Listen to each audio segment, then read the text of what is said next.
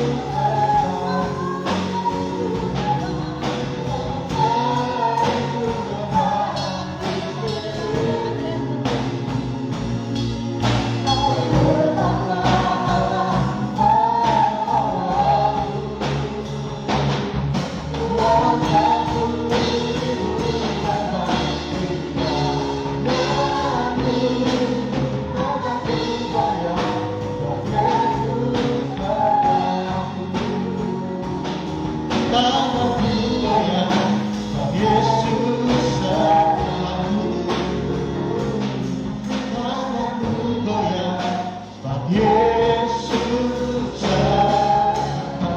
percaya Tuhan, ada bagi dasar tepuk tangan yang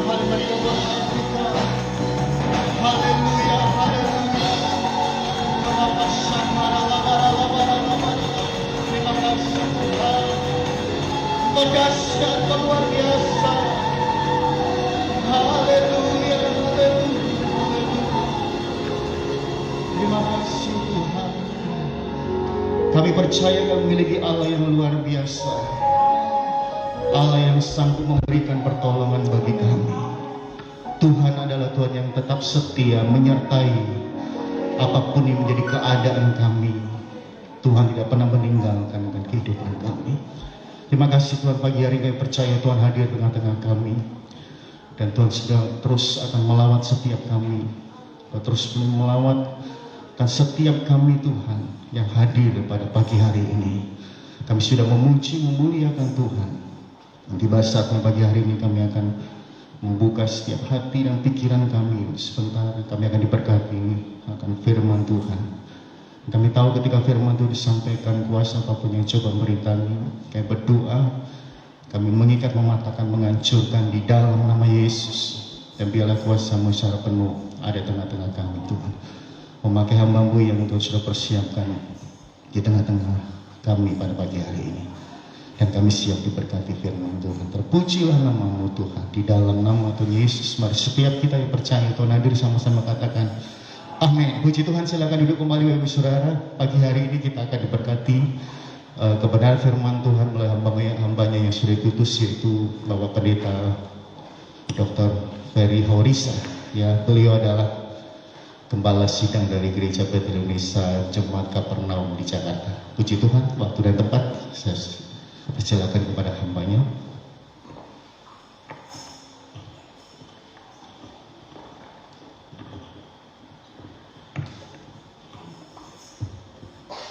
Shalom. Kita bersyukur karena Tuhan senantiasa menyertai kita. Amin. Sampai hari ini semua kita tetap ada dalam pemeliharaan Tuhan. Kita sehat-sehat saja dengan tetap mengikuti protokol kesehatan. Tuhan sudah menolong kita. Nah, mari kita sama-sama membuka kitab kita dan kita baca dari dalam kitab Yakobus. Kitab Yakobus pasalnya yang pertama ayat 1 sampai dengan ayatnya yang ke-8. Yakobus pasalnya yang pertama ayat 1 sampai 8. Kita akan melihat minimal ada 3 sikap orang Kristen dalam menghadapi berbagai macam persoalan hidup.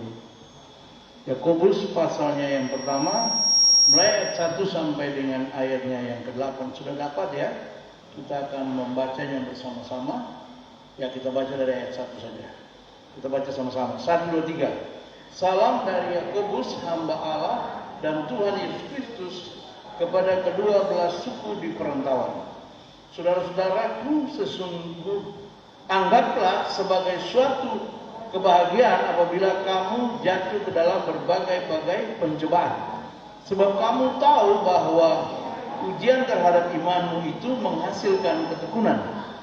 Dan biarkanlah ketekunan itu memperoleh buah yang matang, supaya kamu menjadi sempurna dan utuh dan tak kekurangan suatu apapun.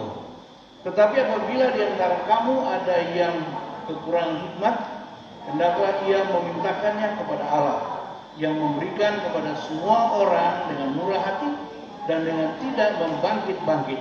Maka hal itu akan diberikan kepadanya. Hendaklah ia memintanya dalam iman dan sama sekali jangan bimbang. Sebab orang yang bimbang sama dengan gelombang laut yang diombang-ambingkan kian kemari oleh angin. Orang yang demikian janganlah mengira bahwa ia akan menerima sesuatu dari Tuhan. Sebab orang yang membuah hati tidak akan tenang dalam hidupnya. Amin. Demikian pasal pembacaan firman Tuhan bagi kita semua pada minggu pagi yang berbahagia ini.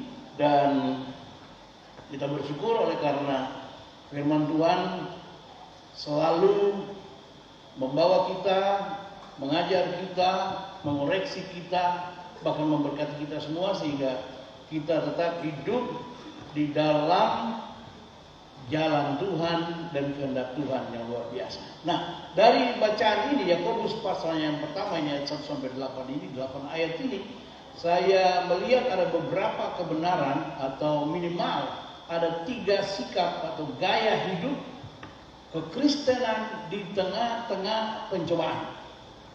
Semua kita tahu bahwa tidak hanya 1-2 negara yang sedang menghadapi masalah, saudara-saudara ya, tapi seluruh dunia kita menghadapi masalah yang sama, yaitu pandemi yang berkepanjangan, yang kita tidak tahu secara pasti itu kapan dia berakhir, dan masalah ini mempengaruhi kehidupan ekonomi kita dan juga pergumulan dan perjuangan hidup kita, saudara-saudara, di tengah-tengah dunia ini. Tetapi sebagai orang percaya, Tuhan selalu menyertai kita. Amin. Sebagai orang percaya, Tuhan tidak tinggal diam. Tuhan selalu mau menolong kita. Karena itu, saudara-saudara kasih, dari bacaan ini saya jumpai minimal ada 3 gaya hidup yang harus kita hidupi, kita kembangkan, saudara-saudara, dalam menghadapi berbagai macam kesusahan di dunia ini. Sikap yang pertama, saudara-saudara, adalah bahwa kita harus tetap berbahagia menghadapi masalah. Ayat yang kedua berkata begini, saudara-saudaraku, anggaplah sebagai suatu kebahagiaan apabila kamu jatuh ke dalam berbagai-bagai pencobaan. Ini sesuatu yang aneh memang. Kok bahagia jatuh di dalam berbagai-bagai pencobaan tapi bahagia? Kenapa begitu? Nah, surat Yakobus ini ditulis oleh saudara Tuhan Yesus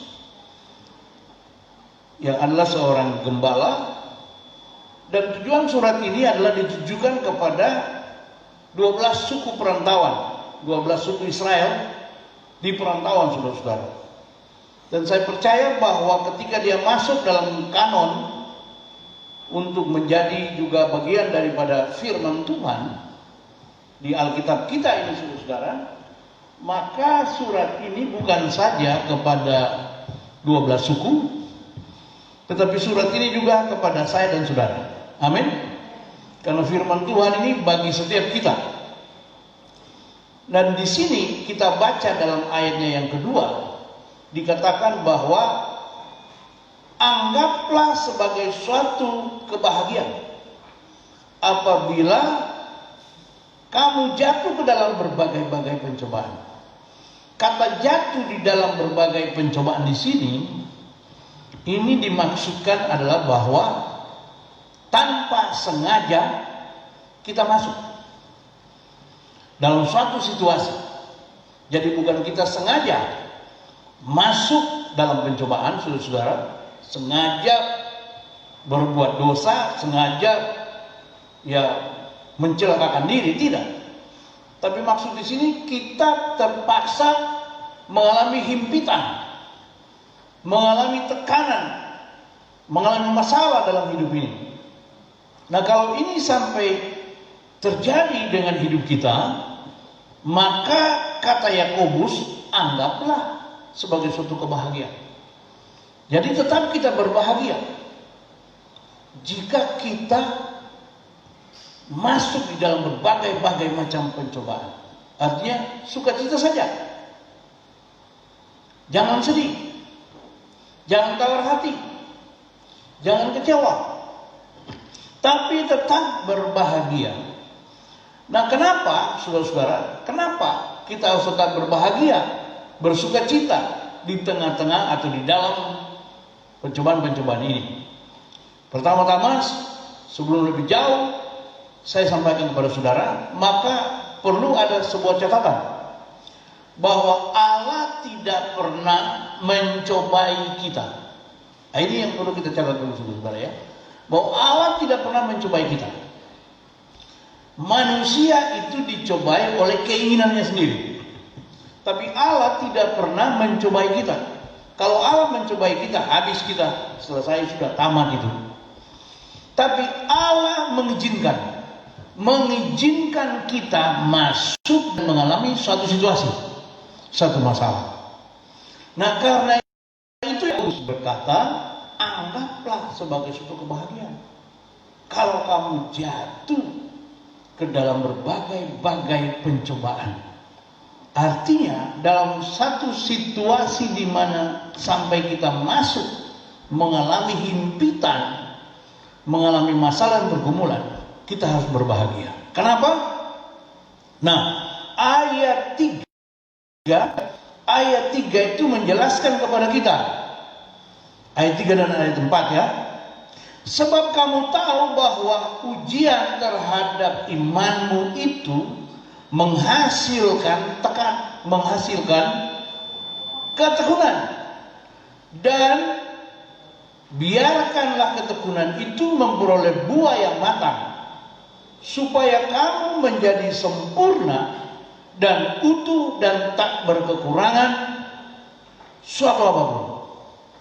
Nah, sudah lihat di sini bahwa ternyata masalah-masalah yang kita hadapi dalam hidup ini itu adalah ujian iman.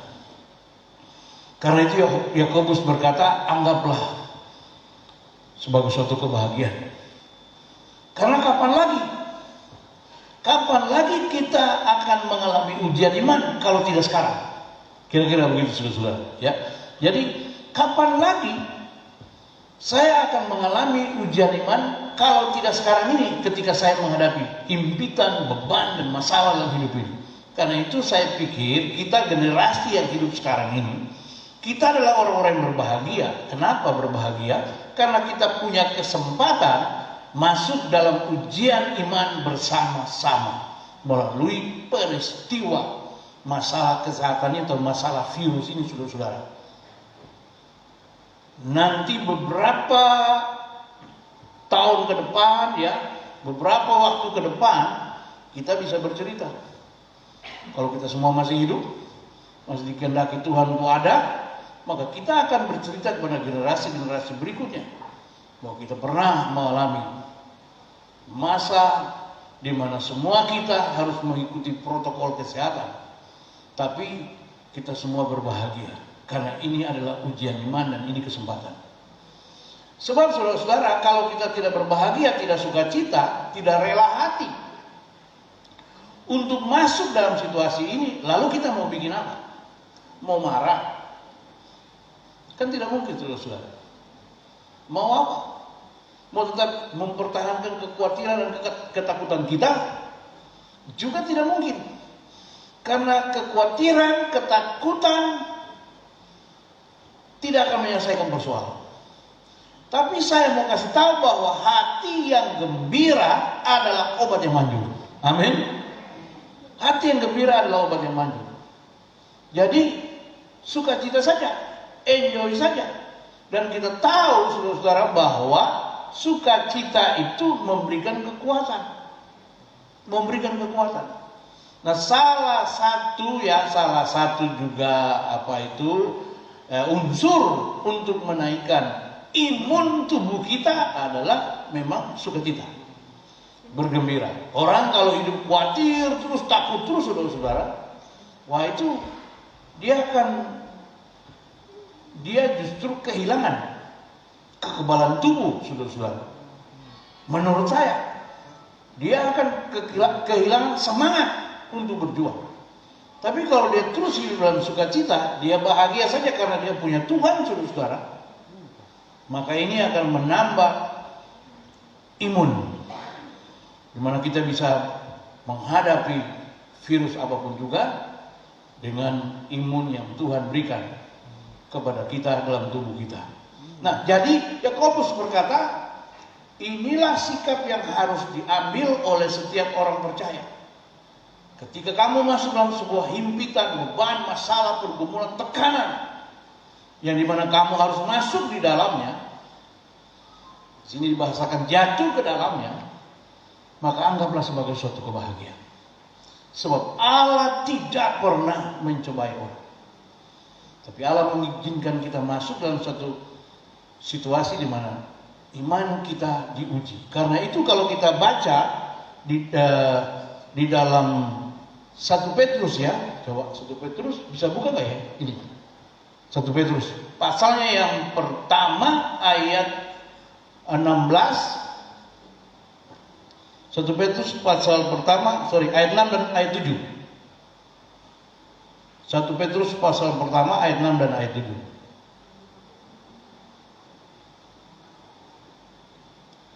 Kita baca sama-sama ya. 1, 2, 3. Dan biarkanlah ketekunan itu memperoleh buah. Bukan, ini Yakobus. 1 Petrus pasal 1 ayat 6 dan ayat 7. Ya, 1 Petrus pasal 1 ayat 6 dan ayat 7. Bisa buka ya? Oke? Ya, kita baca. 1, 2, 3. Bergembiralah akan hal itu, sekalipun sekarang ini kamu seketika harus berduka cita oleh berbagai-bagai pencobaan. Ayat 7. Ayat 7. Maksud semuanya itu ialah untuk membuktikan kemurnian imanmu yang jauh lebih tinggi nilainya daripada emas yang fana, yang diuji kemurniannya dengan api, sehingga kamu memperoleh puji-pujian dan kemuliaan dan kehormatan pada hari Yesus Kristus menyatakan diri. Kapan lagi kita masuk dalam ujian kalau kita harus menolak ujian terus? Dikatakan oleh Petrus, berbahagialah akan hal itu kalau kamu harus menghadapi berbagai macam cobaan. Sebab itu adalah ujian untuk kemurnian imanmu. Banyak orang Kristen justru selalu ingin hidup nyaman, ada di zona nyaman. Apa-apa enak, apa-apa gampang. Nah, saudara-saudara, orang yang selalu mau enak-enak saja atau selalu mau ada di zona nyaman, dia tidak pernah akan bertumbuh dewasa. Tuhan mau kita dewasa. Amin. Mari katakan bersama saya, Tuhan mau saya dewasa. Jadi Tuhan mau kita dewasa. Tuhan tidak menghendaki kita anak-anak terus, tapi Tuhan mau kita dewasa. Karena orang-orang dewasa adalah orang-orang yang bertanggung jawab. Orang-orang dewasa adalah orang-orang yang mampu memikul tanggung jawab dan siap menghadapi segala situasi dan keadaan. Itu orang dewasa. Tapi orang yang anak-anak terus, ya dia akan menjadi Kristen yang lebay, saudara-saudara ya. Apa-apa menangis, apa-apa ya meraju, apa-apa mundur, apa-apa kecewa. Tuhan tidak mau kita kecewa. Tuhan mau kita kuat. Karena itu kadang-kadang dia izinkan ujian itu datang menimpa kehidupan kita supaya kita kuat. Tuhan mau kita punya iman yang murni. Mas murni itu harus melewati sebuah dapur api supaya jadi emas yang murni. Begitu juga iman yang murni, yang lebih mahal dari emas, saudara. Dikatakan tadi dalam surat Yakobus, surat 1 Petrus, itu harus melalui ujian. Nah, karena itu kita berbahagia. Terima kasih Tuhan, karena ini saya punya pengalaman bisa masuk dan mengalami berbagai macam hal. Mungkin ada saudara yang di PHK karena terpaksa, saudara-saudara. Kehilangan pekerjaan ya, bisnis mulai turun karena situasi kondisi. Saudara jangan berpikir bahwa wah ini karena dosa, karena ini dan lain-lain. Ada banyak orang yang berpikir bahwa kalau usahanya mulai berkurang, mundur, itu karena dosa. Belum tentu. Belum tentu, saudara-saudara. Kalau kita masuk dalam satu situasi yang gelap, kita berpikir wah ini salah apa nih? Salah istri, salah suami, salah anak-anak, atau salah siapa? Salah orang tua, salah tetangga, salah orang lain. Belum tentu. Tuhan kadang-kadang mengizinkan kita masuk dalam satu situasi untuk mengalami ujian iman. Karena itu Yakobus bilang, anggaplah sebagai suatu kebahagiaan. Kalau kamu jatuh, jadi kalau kamu terpaksa harus masuk dalam suatu situasi, kondisi di mana kamu tidak senang, tujuan Allah adalah itu untuk pemurnian iman, ujian iman, supaya kamu kuat. Karena kalau kamu sudah tahan uji, kamu akan menjadi orang yang tekun. Dan kalau ketekunan itu memperoleh buah yang matang, kamu akan menjadi sempurna dan utuh dan tak berkekurangan suatu apapun.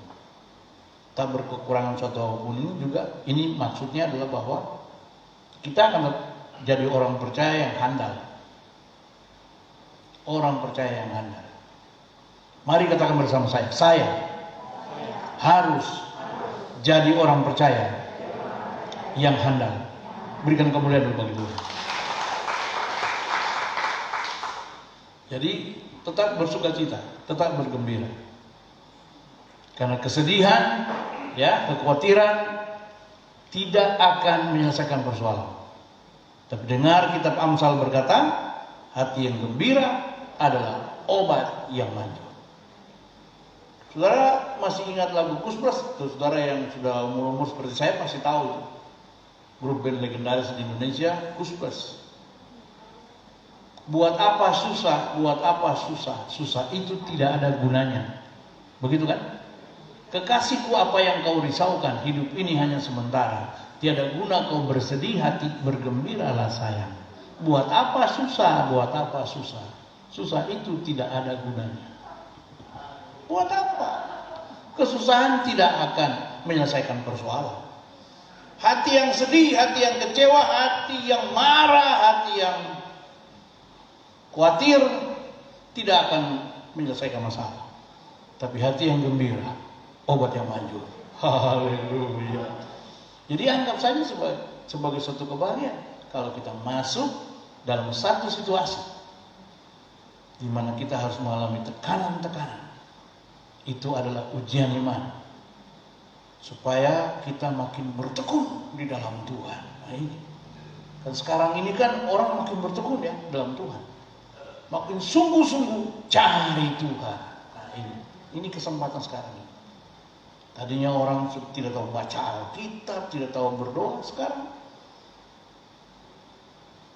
orang didesak dan dipaksa untuk bisa baca Alkitab, bisa berdoa, dan juga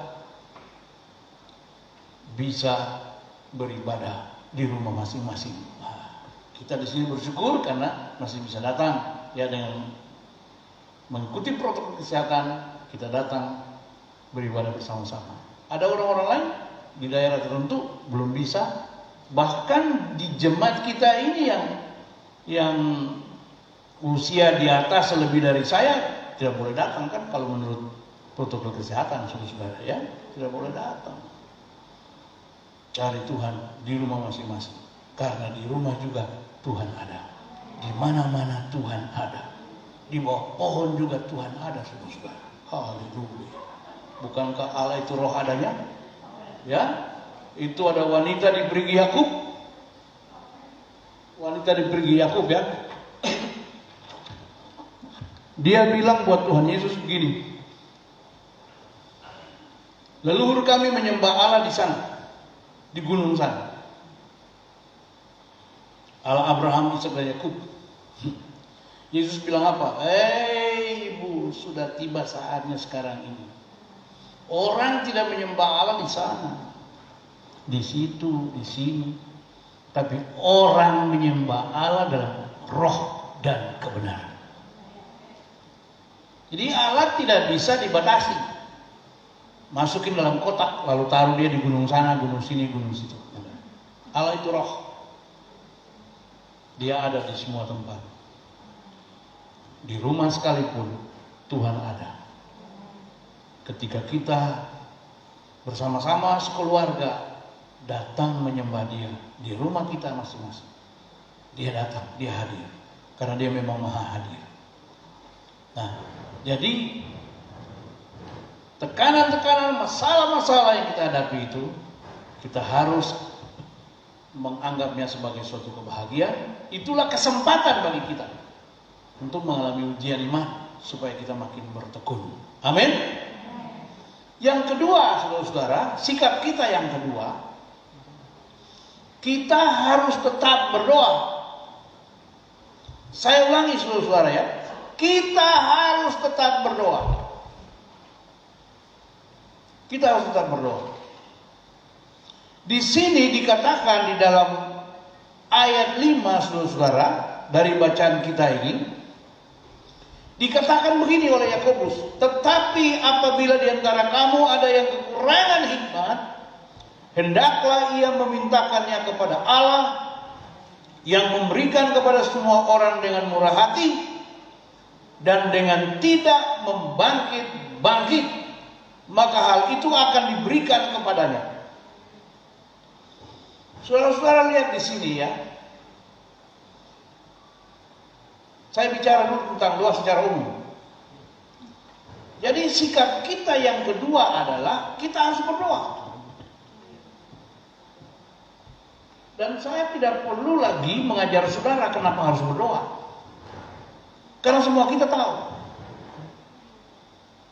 Doa adalah jalan untuk menyelesaikan persoalan hidup. Filipi pasal 4 ayat 6. Janganlah hendaknya kamu khawatir tentang apapun juga, tapi nyatakanlah segala hal keinginanmu kepada Allah dalam doa dan permohonan dengan ucapan syukur. Jadi doa adalah jalan untuk menyelesaikan persoalan hidup. Setiap orang percaya ketika menghadapi masalah, pergumulan, tantangan, kesulitan-kesulitan dalam hidup ini, ketika dia berdoa, maka Tuhan pasti mendengar. Amin. Tuhan pasti turun tangan. Di Alkitab, kalau kita pelajari baik perjanjian lama maupun perjanjian baru, itu banyak kesaksian dari hamba-hamba Tuhan, nabi-nabi, rasul-rasul, orang-orang percaya bagaimana Tuhan menolong mereka, Tuhan membuat mujizat, Tuhan buka jalan tatkala mereka berseru-seru kepada Tuhan. Jadi doa itu adalah jalan untuk menyelesaikan persoalan hidup. Karena itu kita harus berdoa. Itu yang pertama. Tapi yang kedua, saudara-saudara, berdoa di sini yang dimaksudkan oleh Yakobus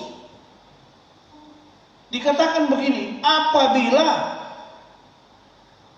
saya ulangi ya ayat 5. Tetapi apabila di antara kamu ada yang kekurangan hikmat, hendaklah ia memintakannya kepada Allah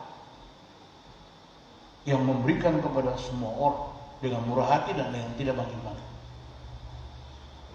Jadi maksudnya di sini adalah bahwa ketika kita ada dalam masalah, ya diizinkan Tuhan untuk masuk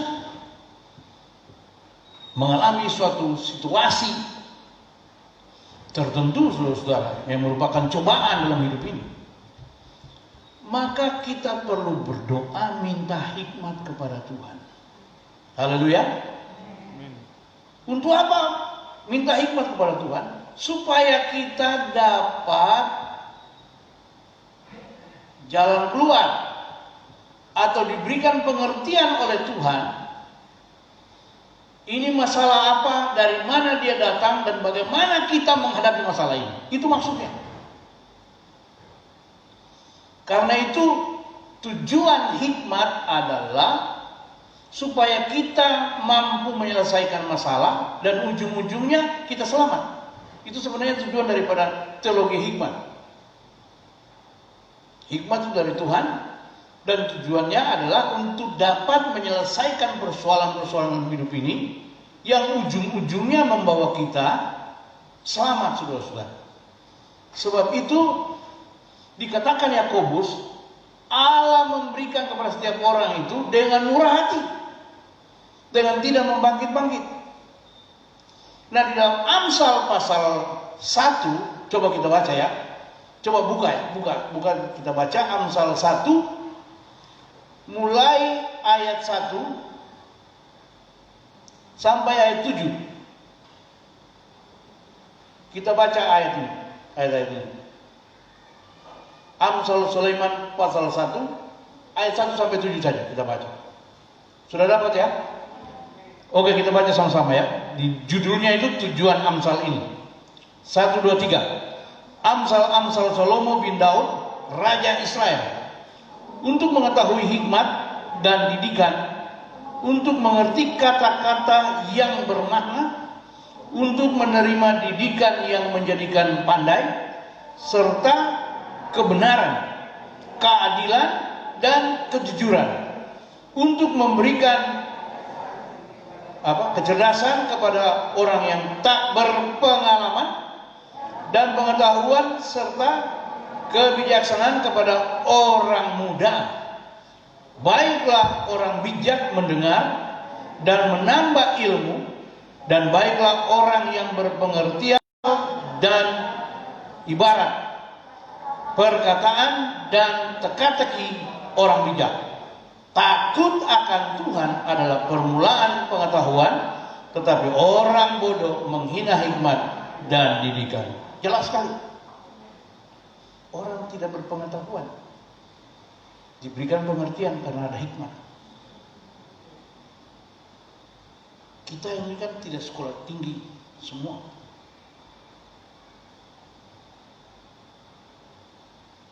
Orang sekolah tinggi belum tentu punya pengertian seperti kita.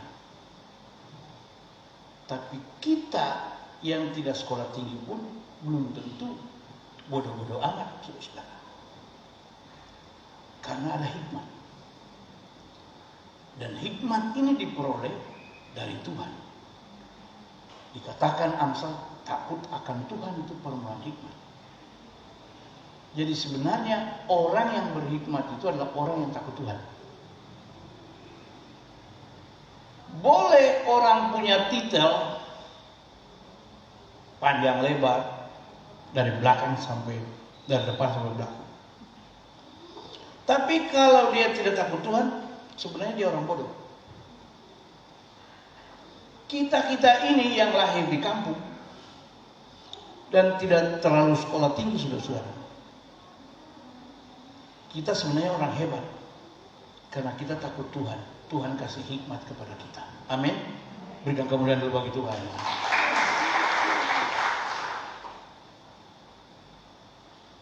Jadi yang perlu itu adalah hikmat. Karena itu Yakobus bilang, kamu berdoa, minta hikmat. Pengertian dari Tuhan untuk dapat memahami, mengerti. Oh iya ya, ini ada apa ya? Kalau dulu Alkitab bilang zaman Nuh itu dunia air bah semua, cuma berapa orang yang diselamatkan, Nuh dan keluarganya dan binatang-binatang.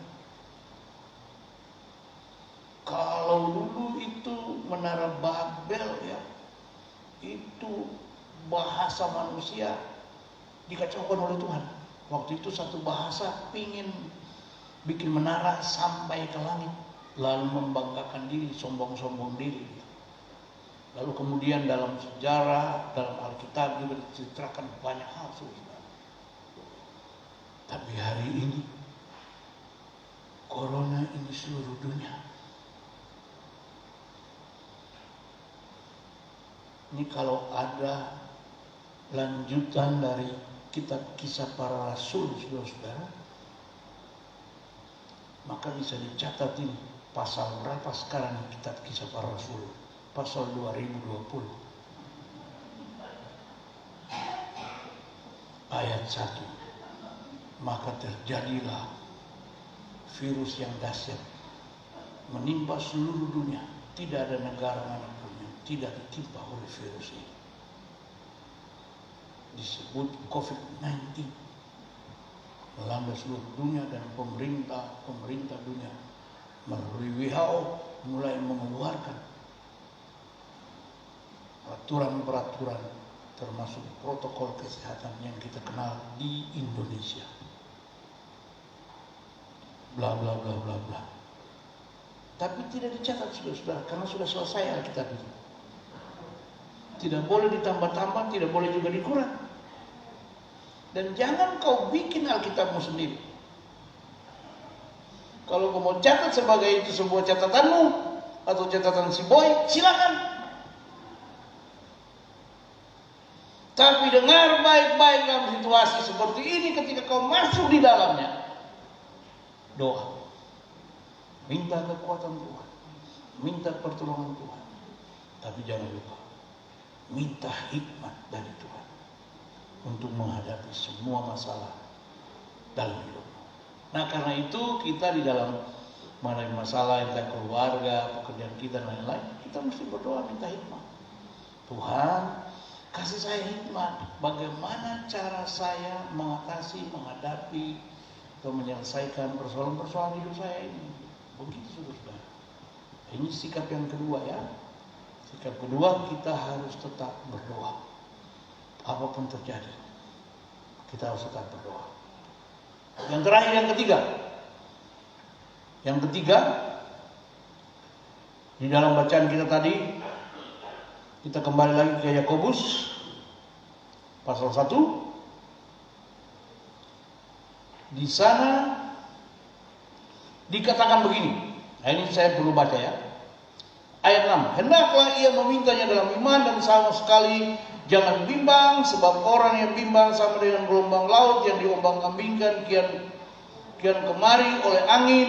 Orang yang demikian janganlah mengira bahwa ia akan menerima sesuatu dari Tuhan, sebab orang yang mendua hati tidak akan tenang dalam hidupnya. Sikap yang ketiga ini apa Pak Pendeta? Yang ketiga adalah kita harus tetap beriman. Ikuti kata-kata saya harus tetap beriman kepada Tuhan Yesus Kristus. Berikan kemuliaan bagi Tuhan.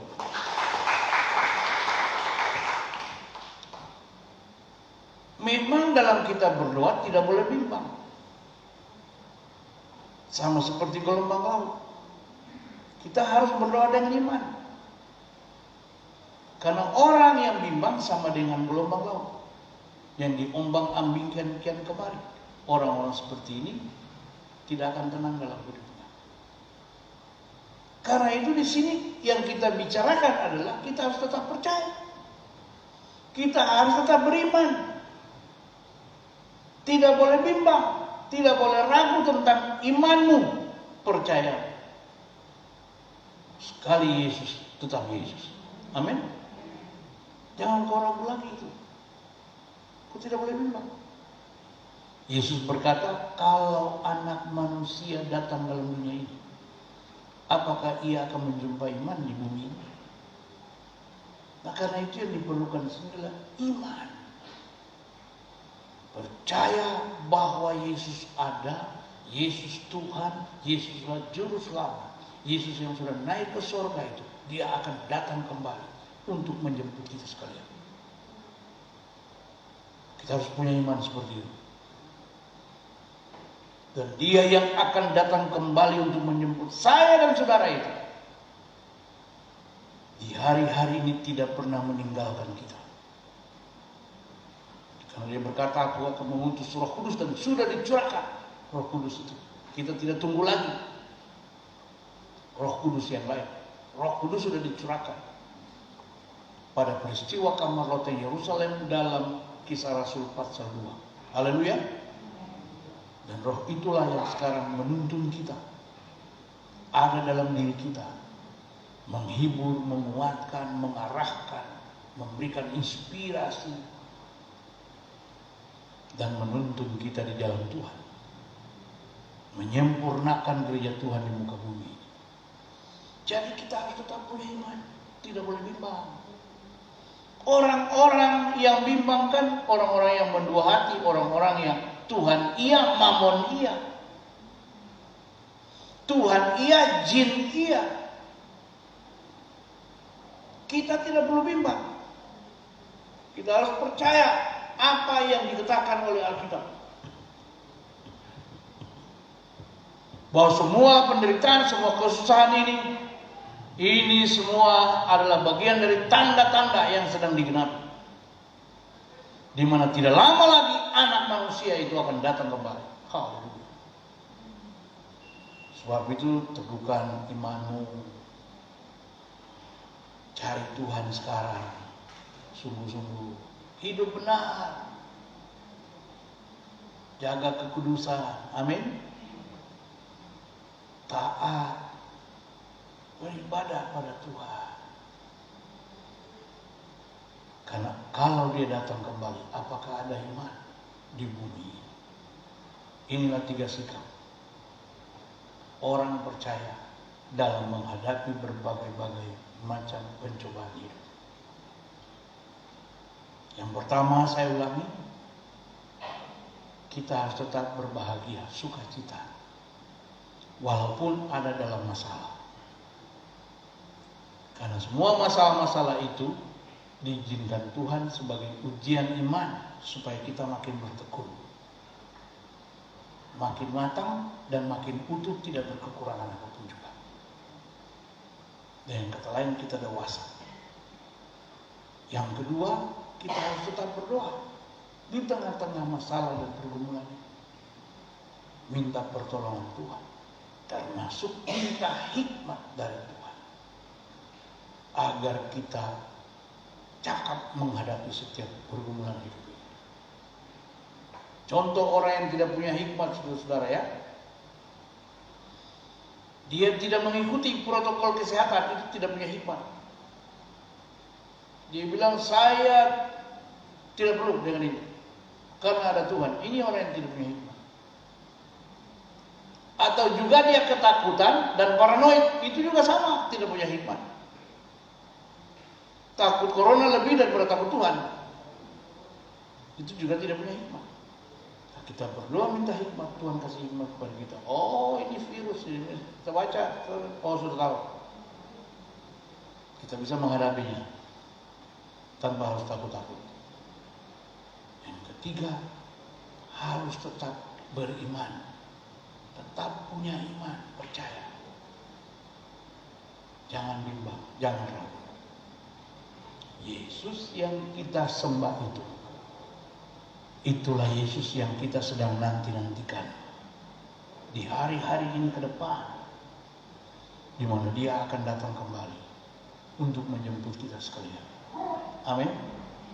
Selamat berjuang di tengah-tengah pandemi ini, dan biar Tuhan menolong kita semua dan kita menjadi pemenang bersama dengan Dia.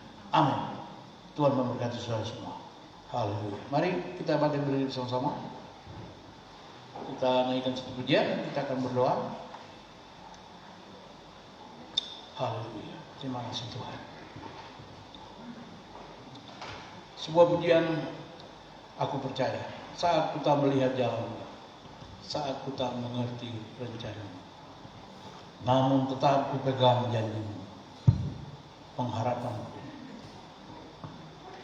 hanya padamu. Terima kasih Tuhan. Tolong kami semua, hibur kami semua. Saat ku tak melihat jalan, saat ku tak mengerti rencanamu, namun tetap ku pegang janjimu, harapanku hanya padamu. Sekali lagi, saat kita melihat jalan, saat kita melihat jalan, saat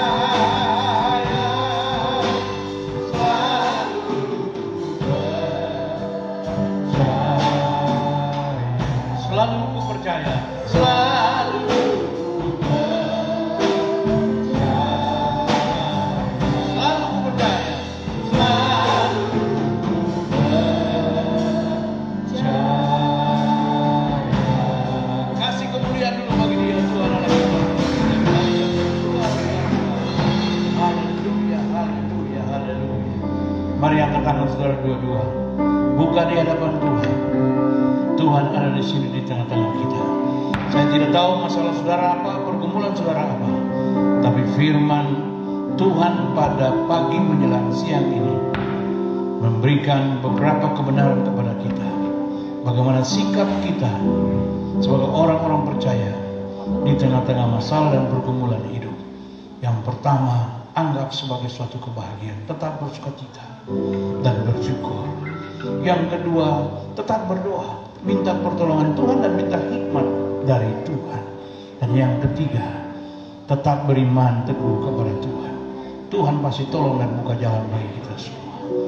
Haleluya. Ikuti kata-kata saya sama-sama. Tuhan Yesus meteraikan kebenaran-kebenaran yang saya sudah dengar minggu pagi ini di dalam hati saya.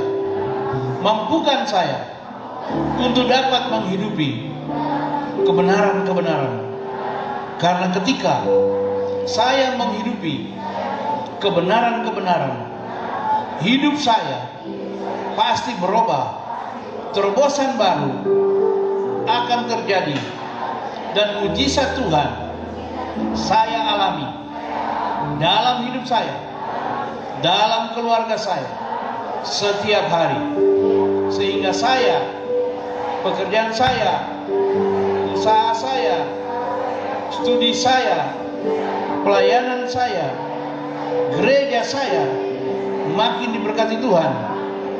Dan saya akan terus menjadi berkat bagi banyak orang, supaya Tuhan dimuliakan. Di dalam nama Yesus, saya siap menghidupi kebenaran-kebenaran. Haleluya. Sama-sama kita katakan amin, amin, amin. Silakan dulu Bapak Ibu.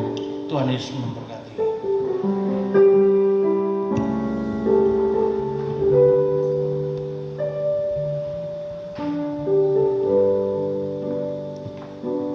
Puji Tuhan, sebelum kita mengakhiri ibadah kita pada siang hari ini, saya akan membacakan pengumuman buat kita. Pengumuman di dalam rangka mengikuti perayaan Natal 2020 dan Tahun Baru 2021. Mengingat dan memahami kondisi saat ini, yaitu masa pandemi virus corona COVID-19, maka perayaan Natal dan Tahun Baru kali ini jumlah jemaat akan dibatasi, serta untuk mengikuti ibadah perayaan Natal 2020 atau Tahun Baru 2021 haruslah melalui ketentuan yang telah ditetapkan. 1. Jemaat haruslah berusia di atas 12 tahun dan secara jujur dan bijaksana dalam kondisi sehat 100%. Jadi anak-anak tidak diperkenankan untuk ikut hadir.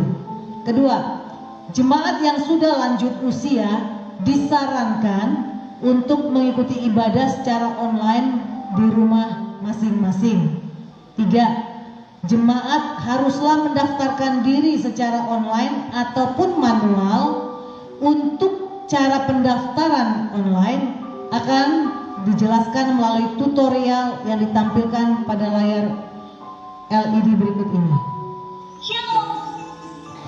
Semoga kita dalam kondisi yang terbaik dan selalu dalam perlindungan Allah yang hidup. Natal dan Tahun Baru akan segera tiba loh.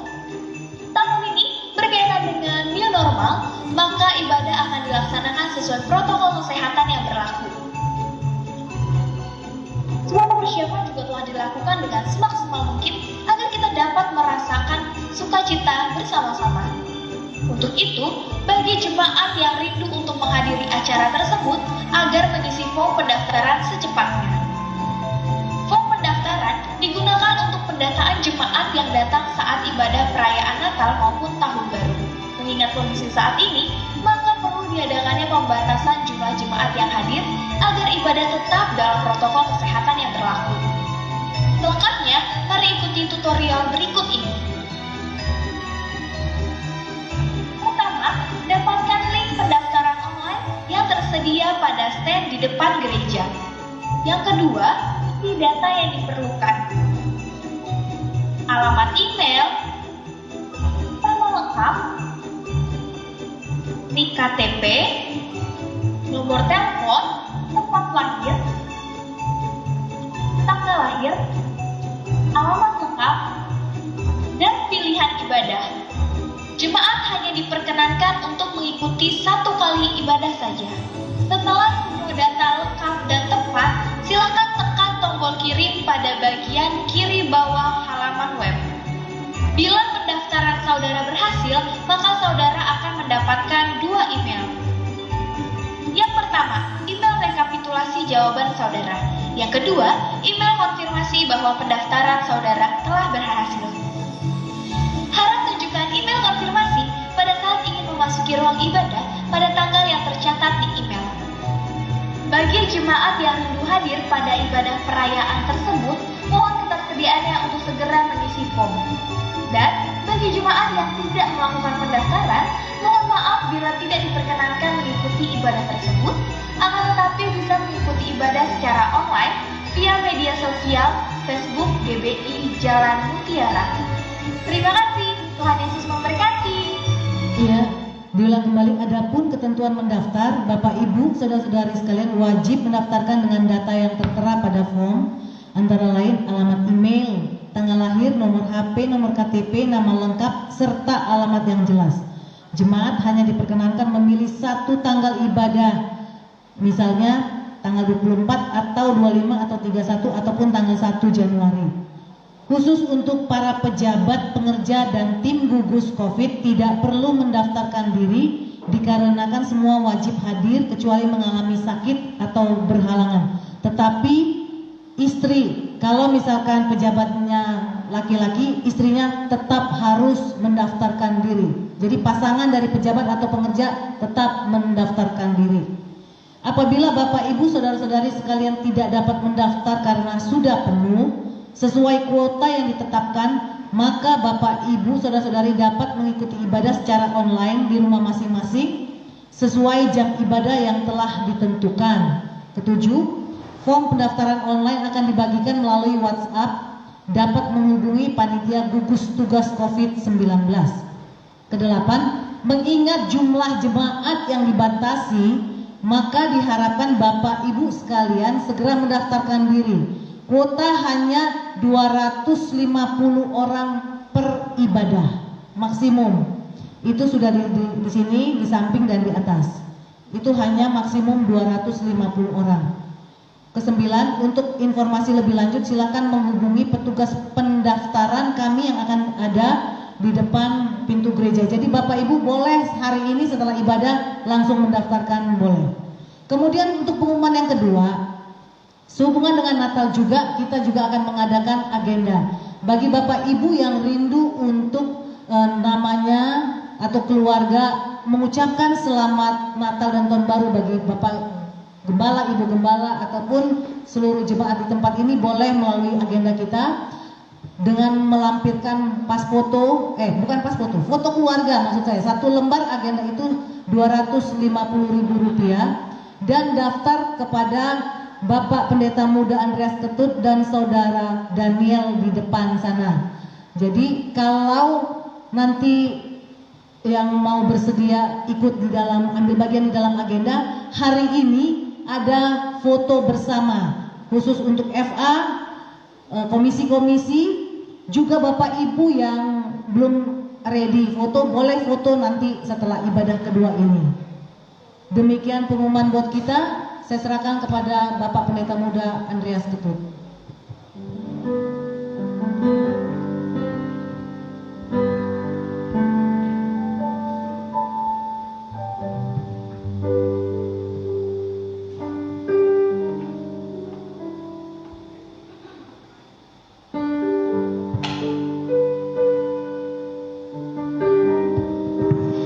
Sebelum kita akan akhiri ibadah kita, saudara, mungkin saya perlu jelaskan lagi, saudara, saya tambahkan sedikit.